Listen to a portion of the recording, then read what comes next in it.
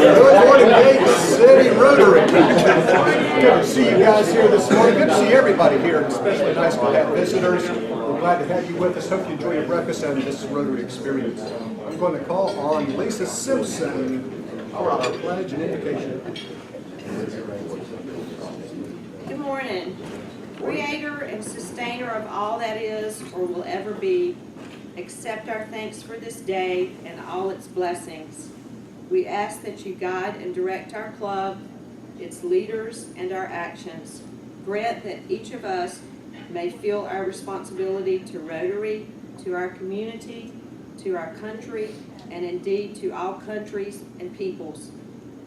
Bless our friendship today and bless this meeting. Amen.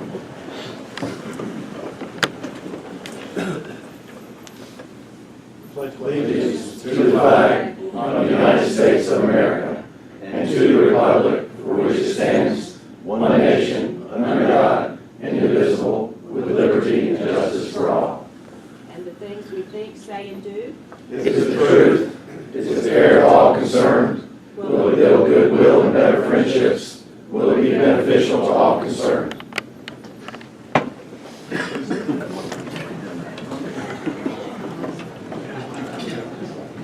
Kim, would you introduce our guests? Good morning. We have a few guests today and some very nice dignitaries that have joined us. But for our guests, we'll start off with Mike Conrad, has two guests today. Okay. Actually, I got three. I hit the jackpot. Oh, wow. Auburn, would you stand? Auburn Perkins, who's been here several times. Her application is in, so. Adam's here today, too. He'll be introduced a little bit later. But we're so happy to have Auburn as a new member, or soon to be a new member. Frank Cheney over here, who I have been after to become a member of this club. Just give it up, you might as His bride well. is going to be speaking to us today, so no pressure, Frank. So, we're so happy to have you, really. And then my bride, Mary Ann Conrad, of 47 years, my better half.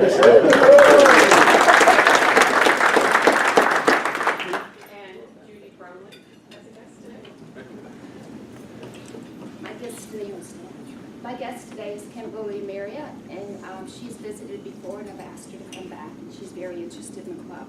Thank you. I'm looking for Rick. There we are. Here we are. I got some birthdays, Center. special dates in history. Yes, we do. We got a long list today, so I'm going to try to get through them here. Sorry I missed last week, so we've got 2 weeks to cover. We have Jonathan Smith has a birthday on the 29th. Good day. Robbie Hassel, 3rd. Almost somebody's birthday. And also share the same date with Michael Andrus. See Michael here today? There we go. And Dale Hopkins, 7th. I think Dale is here. And Michael Hunt on the 8th. All right. There's some wedding anniversaries. Tony had one back on the 28th. There we go. And how many years, Tony? 33. Oh, man, nice one there. There you go. And Tom Richardson had one on the 29th. 20 years. 20, big 20. There we go. And Randy Elliott. Randy here? I'll see him. Well, they celebrated one on the 2nd for 23 years. And Matthew Foster. Oh, right here in front of me. 13. On the 3rd, and how many? 13. Lucky 13, yes sir. All right. And then Mr. Quinn on the 3rd also for... Oh, yeah, 30. Good, very good. All right, and club anniversaries. Tony, once again on the 24th. Remember how many years? The club, probably 12. Probably That's exactly right. 12 years ago, I moved here. There you are. And Tom Phoenix with us today, and Kimberly, Kim Dane. How many? It's my first year with your club, and I was in a previous club for 12. All right, so 1 or 13. We'll work on it. And Rob Midget. Rob here? Okay, he's got the 25th anniversary. All right, and that's it for our club history dates. Thank you. You bet. Hey, Chris Justice, do we have time for a lightning round of feud? Let's play the feud! All right, I have a question. I have a question, so. Yes. It's the Foster family. The Foster family. And I'm catching her with some fruit in her mouth. It's the Dane family. Yeah! Dane family over here. All right, so. That's good, because it's opening day of NFL, baby. Yes. NFL. All right, so we have named something a man needs to enjoy a football game. Name something a man needs to enjoy a football game. A beer. 6 answers. You're not supposed to yell them out. Let's just relax. All right, the way this game's played, we got 6 answers on the board. All right, you get 3 strikes. All right, you can't help each other. All right, you ready? Okay, what's yours? Beer. The brewski. Ding, ding, ding, ding, ding. That's your number 1 answer. Number 1 answer. How about it? A beer. Another beer.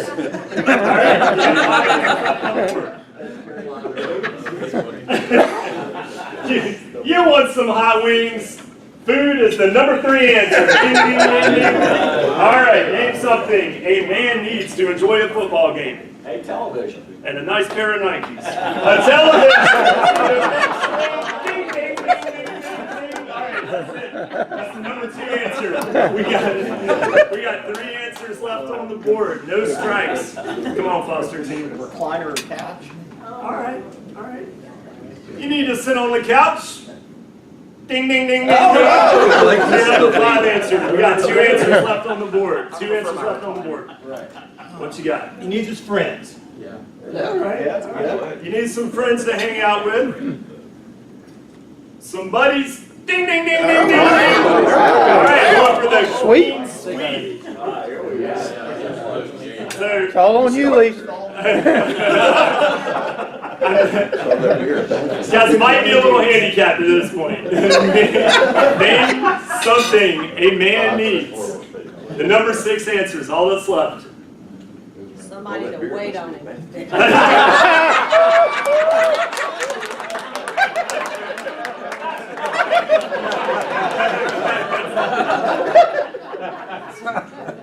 Somebody to wait on.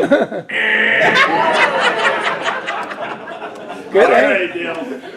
Guys, get your cameras ready. This is going to be you and the goal. Name something a man needs to watch a football game. 3, 2, 1. And, all right, you got 2 strikes. You got 1 strike left. 1 answer left on the board. Foster family. What do you need? Remote control? Good answer. Everybody said TV. All right, Dave family, you got a chance to steal. You got 1 answer left on the board. Name something a man needs to enjoy a football game. She took notes.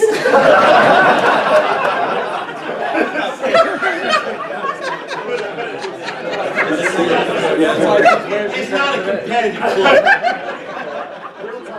All right, what do you got? Cheerleaders. 30. Cheerleader. I'm coming to her house for the football game.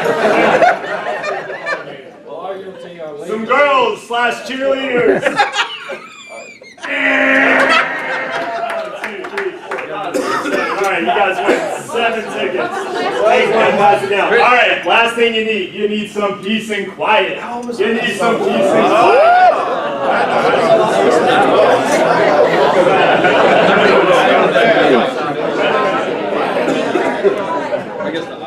So has anybody ever been to a football game and heard peace and quiet? You need to watch a football game.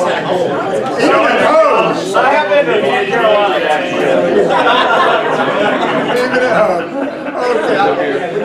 Welcome announcements. Looking down the calendar, got a couple things coming up. Board members, we have a board meeting this coming Tuesday, just to put that on your radar, and I'll send out an email shortly for that. And next Wednesday, in lieu of our Thursday meeting next week, don't come here next Thursday morning, down here or upstairs. Don't come to the Henry next Thursday morning. Wednesday night, we'll have our Get to Know Rotary program at Mark Luttrell's house. An email's already gone out. I'm sure Lisa will send another one out for that one too. Yes, and please respond, check your emails. Hey, we do need to have the right amount of food, don't we? Right amount of food and right amount of beer, something like that. Yes, some peace and quiet. And then we have the, Matthew, do you want to announce a couple things coming up? Yeah, good morning, everybody. The 15th, next Saturday, not this Saturday, so a week and a half from now, we're going to meet at World of Beers again, 8:30, do a street cleaning. And I want to tell Steve publicly, thank you for helping me with the email addresses. Apparently, when you turn 37 is when you're technological. So we dealt with that. October 5th and 6th, the first weekend in October, we're going to do Project Rebuild. We don't know exactly what we're doing yet, but I do know it's going to have to do with tornado victims. And I'll know, I think, about a week and a half what our assignments will be, and I'll update everybody there. Thank you. Mr. I got a Quinn. question about, Oh, wait a minute. Your question? yeah, is that at 8:30 or 8? Which one? The trash cleanup? 8:30. PM? No. Yeah. AM. World of Beers. I gotta get you there while it's closed. I want to be clear on which side of 37 Steve's on. Because I had guessed wrong, apparently. Okay, so it's pig stock time. Couple new changes this year. We're moving it out a week. It's February. It's November 3rd. Claudia is going to judge again this year. So All categories. all categories.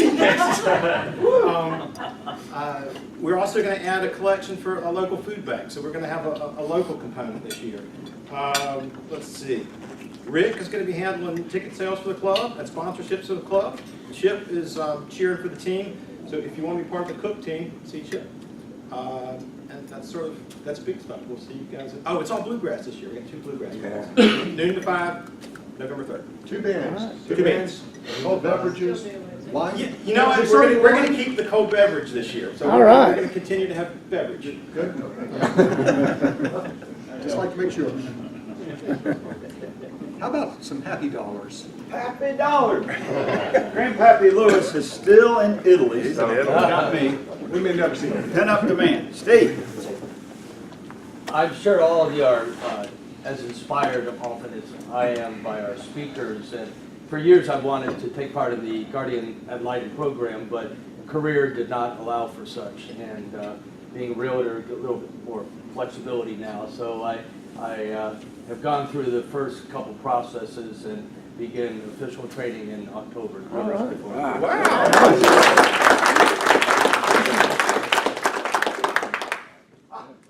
Yes. I'm just really proud to have my daughter here today.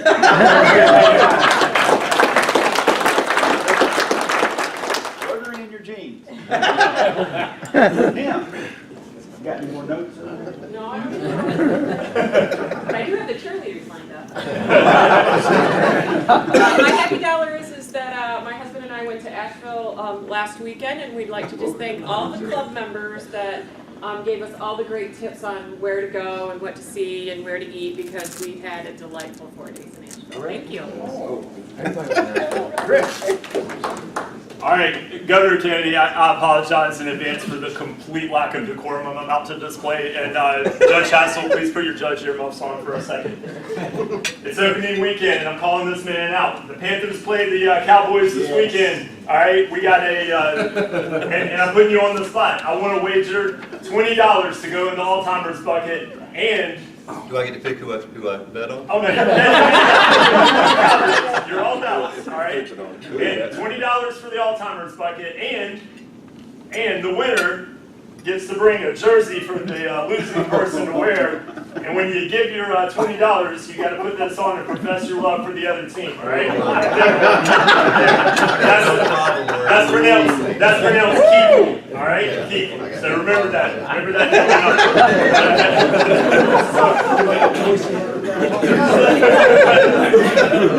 Does that build goodwill and better friendship? Only if you win. This is a happy five because I got two. I put a flyer on your table. Our congregation, First Presbyterian Church, had a congregational read over the summer. Walt and I are both on the committee, and we read a book called Waking Up White. And we have brought in Debbie Irving to speak, along with 20 other churches and congregations and other groups within the city. If this makes you even remotely uncomfortable thinking about going and sitting through a conversation, I would encourage you to come. Yeah. It is not a guilt trip. It has nothing to do with that. It is an awareness that I think when we all read the book, we just said there were some aha moments in it that made us all pause just a little bit.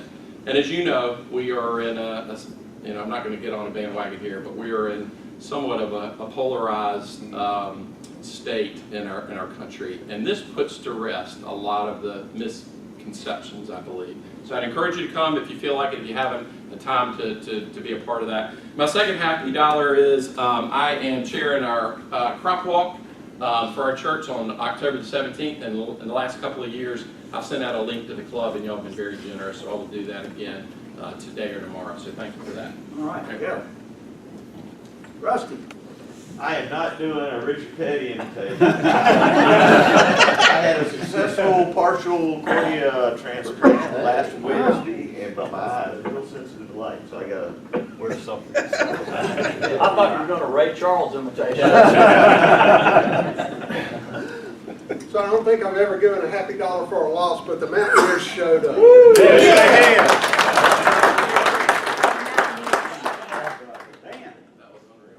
This takes just a little backstory. A number of years ago, Grandpappy Lewis called me and asked me if I would be president of this club, and I was honored to say yes and whatnot. So we were having some beers the other night, a few Rotarians, and the conversation came up about how deep this club was and future leadership of the club, and how well we were positioned for future leaders. And Buster looked at me and goes, "It wasn't always that way."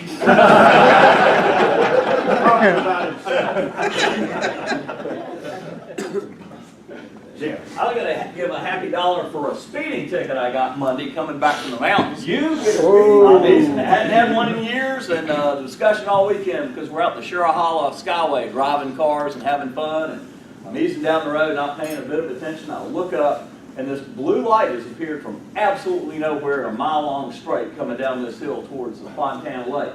And I said, well, dang. That's not exactly what I said, but anyway, so I looked over in the right lane, knowing he's not after me, and about 10 seconds, he's right on my bumper, and he's going like this. So I looked over 84 and a 55. Yeah, that's bad news, believe me. Except, he's a federal agent, driving a federal truck, and I have a ticket in federal court.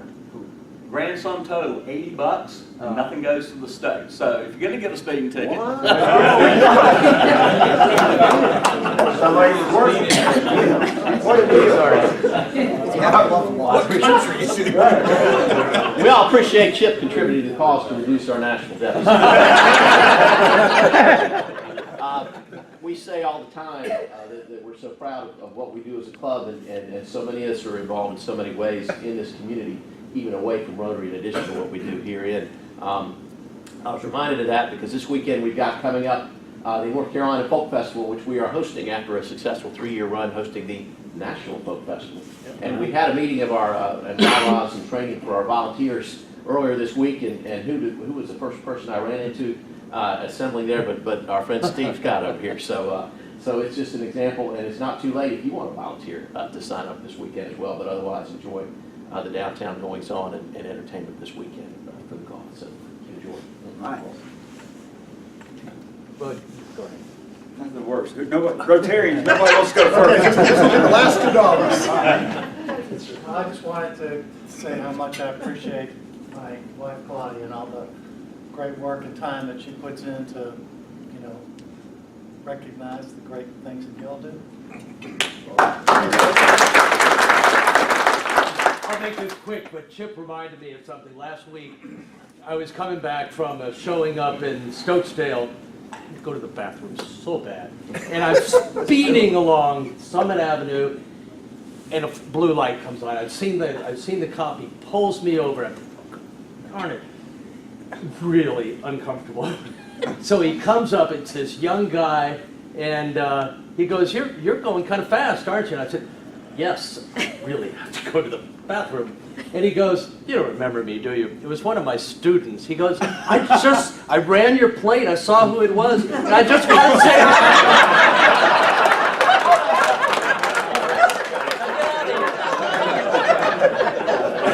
It's a good time to catch up.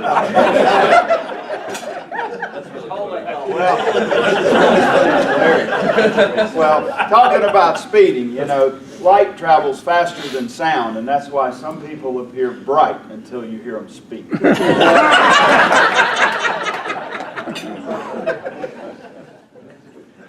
to ask Mike if he'll introduce our very special guest, our District Governor, Mike Conrad.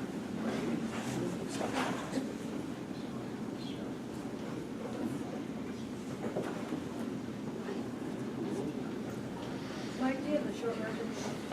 I'm sorry. Do you have the short version, or you? Yes, it's short. Okay, make it short, please. Okay, and I don't know, I don't think they've got introduced, but we have other special guests here today. Randy Perkins, he is our District Governor-elect. Randy, would you stand? Tommy Rosser, who's in the Sanford Club, is our District Governor nominee. And Susie Kelly is our Assistant Governor for our area. So we're so happy to have you here with us today. So it's a real honor for me to introduce our District Governor, Claudia Cannady. Now, Claudia has grown up in a lot of places, Chicago, Michigan, Toronto, Southern California, but she considers North Carolina home. She received her Bachelor of Science from High Point University and her Master of Arts from the University of North Carolina at Greensboro. She retired after 17 years, after 30 years with Morgan Stanley Wealth Management as a Senior Vice President. And she's been very, very active in our own community in several different ways with MS Society, Make-A-Wish, Music Academy, a huge supporter of our United Way, Arts Greensboro, Urban Ministry, and the Community Foundation of Greensboro. She is a member of the Summit Rotary Club. Summit meets on Fridays. And she was president in 2009, 2010, and that was a good year because I was district governor that year. So, but she has held several positions as a foundation advocate, assistant district governor, and one of the things I love about Claudia is she is passionate about our Rotary Foundation, and we share that passion. And not only does she give of her means, but she has volunteered in Haiti, in England, in India, in France, Taiwan, Thailand, Russia, and Ethiopia. And I know she's done 2 tours of duty, 2 tours in India with the polio eradication. So she has a passion, and obviously she shows that passion. She gives of her means, as I said. She is a major donor, a benefactor, a member of the Bequest Society, and a recent Arch Clump Society member. She is happy to share all things Rotary with a future member of our club, Frank Cheney, who is an architect, an avid golfer, and father to Catherine and Ben. They like to hike, read, and go to the movies, and when they're not golfing or hiking or traveling, they're walking their Rotary journey. So let's give a warm Rotary welcome to District Governor Claudia Cannady.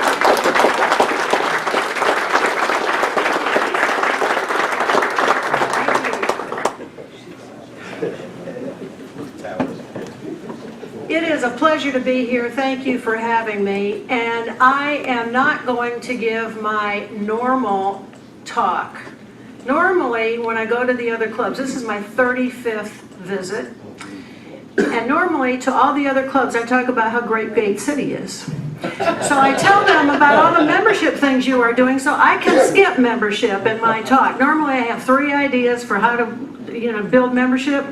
But I'm going to skip that because I talk about 505 and how it's been spread to the other clubs in Greensboro. And then I talk about inviting a friend to Rotary so that makes people join.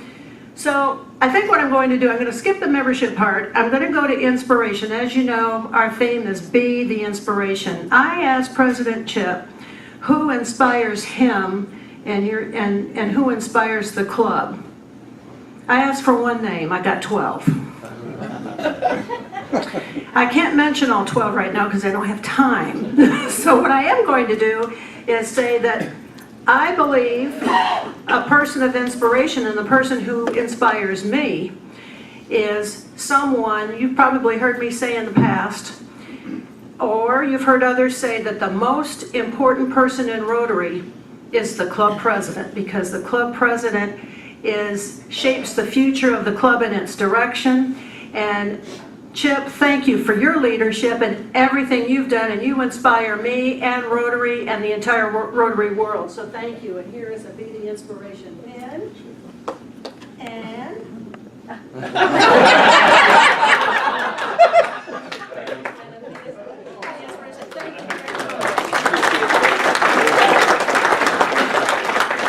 now, I'm going to tell you a little bit about my Rotary journey and what not to do. And for those of you who are new Rotarians, I'm going to tell you what not to do. When I joined Summit Rotary in 1998, I didn't do a thing. I didn't go to the meetings. I didn't make any friends. I didn't have any type of involvement, and I was a deadbeat. I got a letter from our club. I call it the happy letter, that says, you have not been attending Summit Rotary. We have a 60% attendance requirement, and if you don't shape up, you are out.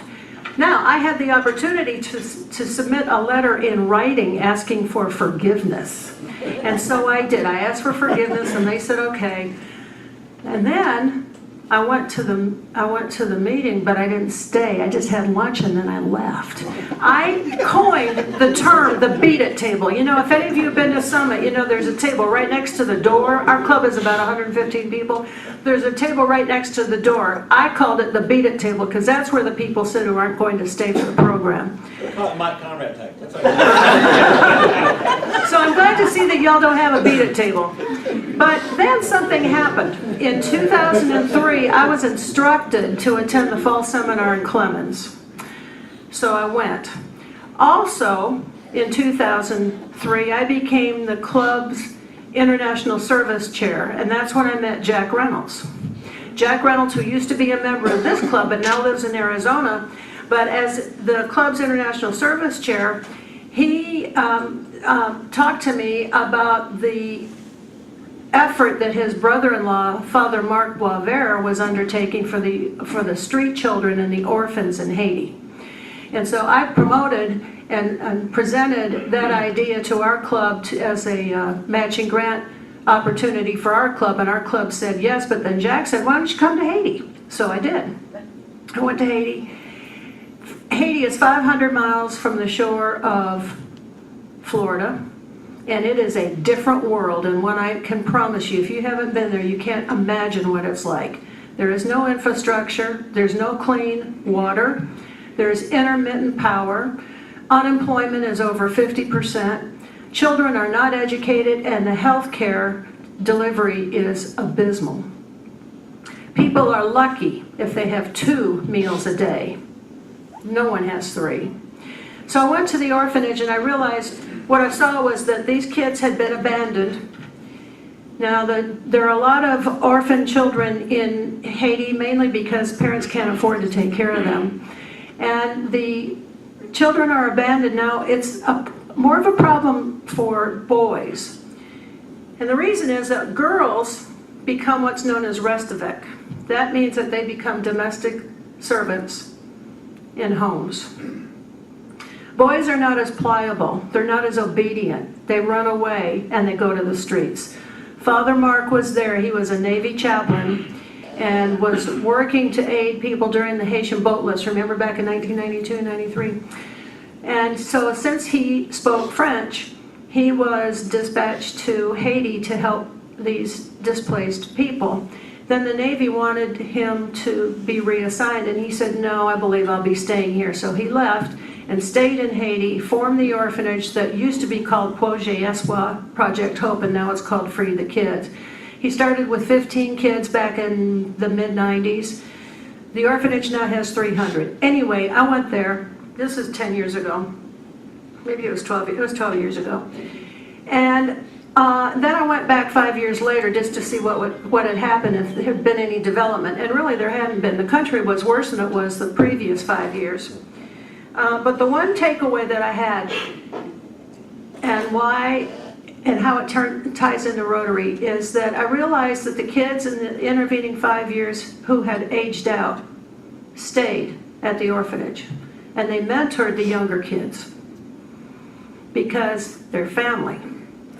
And that really touched a spot in my mind about the importance of connection and trust and friendship.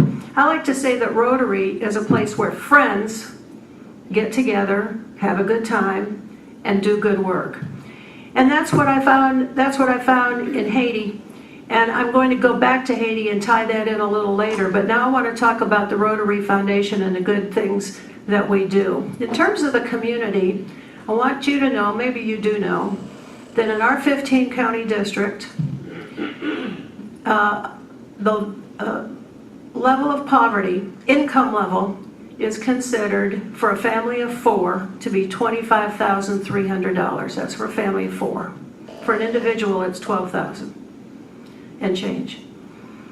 The poverty level for adults, 20% of adults in our city live in poverty. 25% of our kids live in poverty. That's 31% higher than the national average. 50% of our kids in public school are on free and reduced lunch. 25% of our kids are food insecure. What does that mean? That means that many are hungry during the weekend. They go to school hungry on Monday morning. They're fed at school, but they don't start to learn until Wednesday. We have a real problem with food insecurity in our community, and that's why 3 years ago we started RUSH. John Spillman, Rotarians Unite to Stop Hunger. Every single club in our district undertakes a RUSH project, and it's identified by the club to determine what can we do in our community to try to help, not only to identify, but to try to, to solve this problem. What I would like to say is that, and this is so cool, y'all know what global grants are, right? Global grants are big projects. They're typically a minimum of $35,000. Our clubs participate in global grants, and many times those global grants, almost all the time, they help, they are projects in other countries that, and typically in developing countries, whether it's a water project or a literacy project or a health project. We participate many times in global grants, but this year we are having an in-district global grant, which means we're having a project here.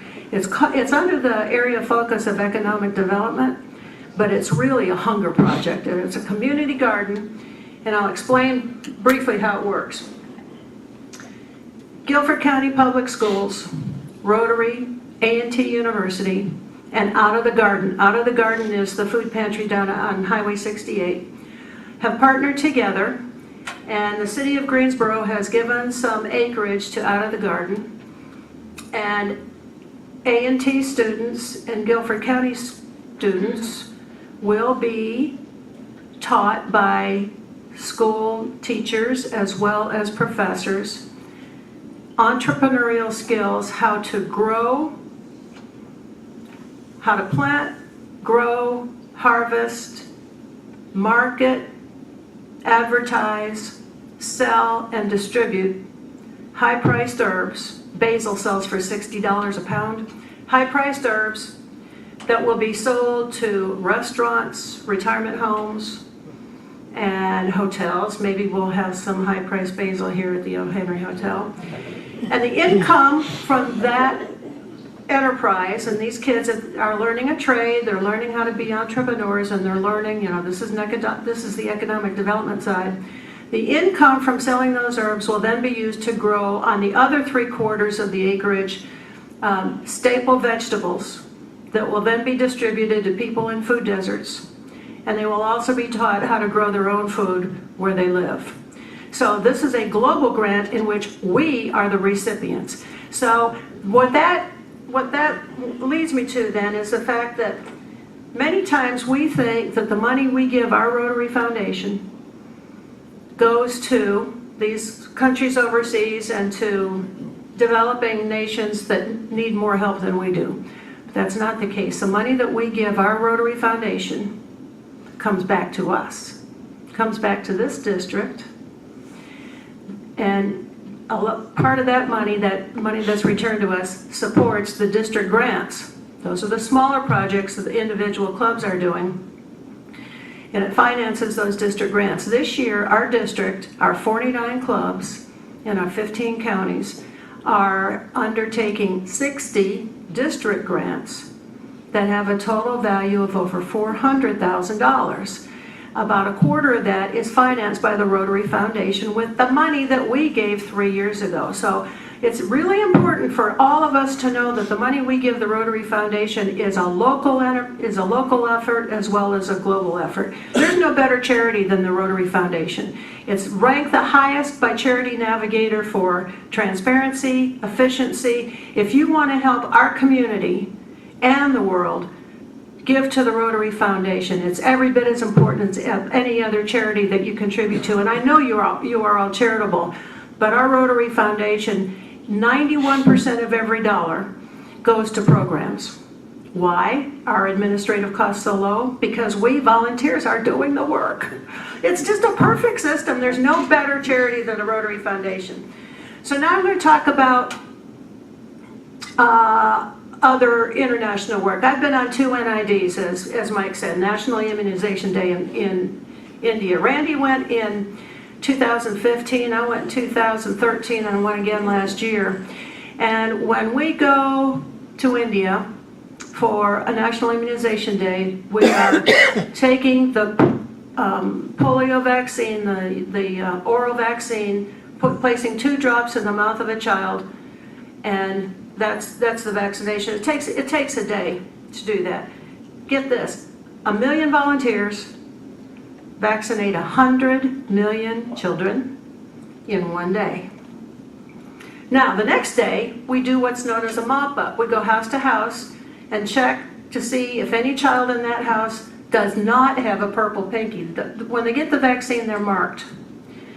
So that when we go the next day, if they don't have that marking, that means they were not vaccinated. They get the 2 drops, we go to the next house. Now, we go to India usually for 10 days, 2 weeks. The NID is a day and a half, so what do we do the other 9 or 10 days? That's where we visit with Rotarians, we visit Rotary clubs, and we visit projects that are sponsored by the local Indian Rotary clubs. So one of the Rotary projects that I visited was in a city called Dunbad, which is a coal mining town. And we, meaning about 20 Rotarians, both within our group from the US and Canada and Australia, as well as the Indian Rotarians, visited a Rotary site that was a special needs school that was sponsored by several Rotary clubs. There were probably 100 kids in this special needs school, ranging in age from 2 years old to 18 years old. Everybody was, there was a lot of energy, a lot of laughter, there were presentations, a lot of intermingling. I did notice, however, that there was one young lady standing off in the corner, eyes downcast, and she wasn't being involved in any of the activity. I saddled over to her wondering if I could engage her in conversation or just some type of activity and I was unsuccessful. A lady came up to me with with an eyeglass case and said, put the glasses on this young lady. So I did. I put the glasses on her and she was still downcast. So she was looking down and the eyeglasses were on her face, and then she slowly started to look up. Her eyes got wider and larger, and she started to smile, and she had the biggest, the prettiest, brightest smile, these white teeth. She was looking around, and she looked at me, and then I realized that she saw for the first time. She was 12. That's the power of Rotary and the ability for one person to make a life and make an impact on the life of another, whether it's one person, whether it's 1 million people or 100 million people. Now, talking about polio just a little bit, let's talk about that. I've got 2 minutes. Okay, I'm going to be fast. 35 years ago, one person in Rotary had an idea. What can we do? The Rotary Foundation has some money. We like to do humanitarian projects around the world. What can we do? One person made inquiries, did some research, and the result was, let's try to eradicate polio in the Philippines. Let's try that. Well, we tried it, we did it. Simple. We partnered with other people in doing it, but after that we said, if we can do it in the Philippines, we can do it everywhere. So 30 years ago, the Global Polio Eradication Initiative was launched. 30 years ago, 350,000 children were afflicted with polio every year. This year, there have been 14 cases. 2018 could be the year that we see the last case of polio.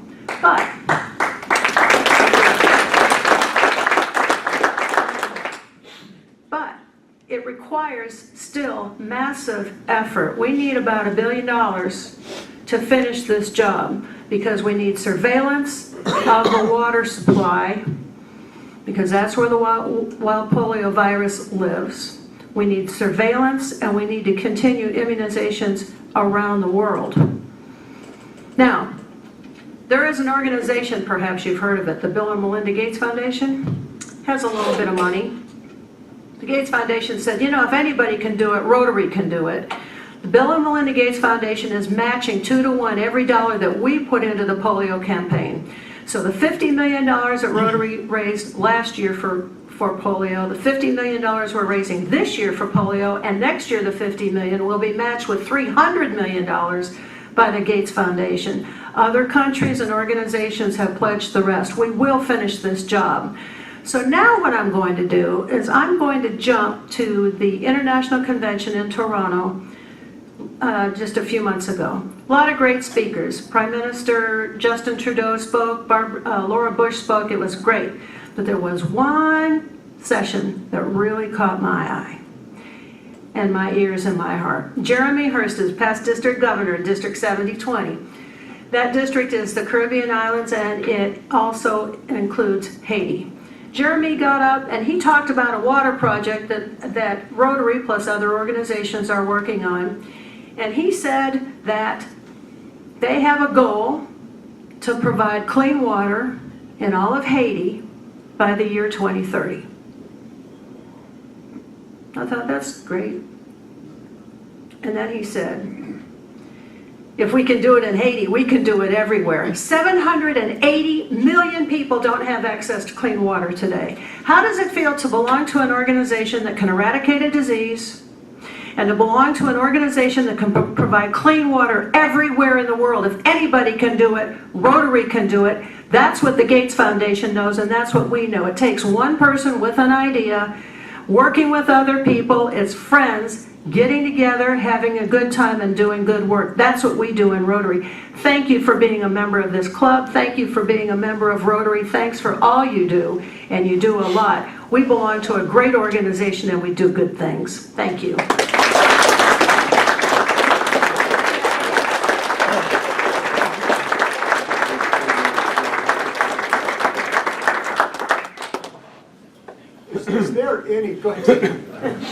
Is there any question in your mind you're in the premier service organization in the United States, in the world.